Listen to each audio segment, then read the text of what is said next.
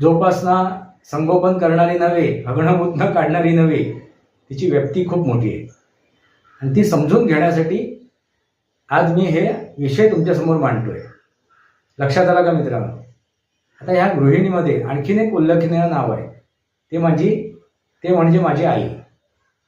ह्या माझ्या मातेने, माझ्या आईने गृहिणी धर्म पाळलेला आहे आणि हा गृहिणी धर्म पाळताना तिने माझ्या वडिलांना एक सहकार्य केलेलं आहे.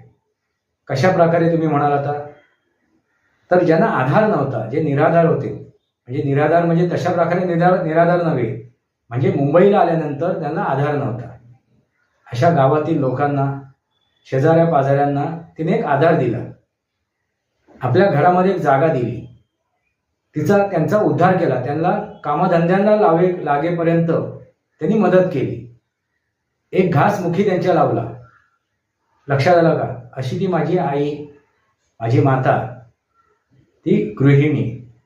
आणि फक्त शेजारी पाजारी गावचेच लोक नव्हे, तर कुटुंबातील अनेक सदस्यांना ज्यांना आधार नव्हता, मग ते काका मामा असो, म्हणजे नात्याने, त्यांना सुद्धा तिने आधार दिला.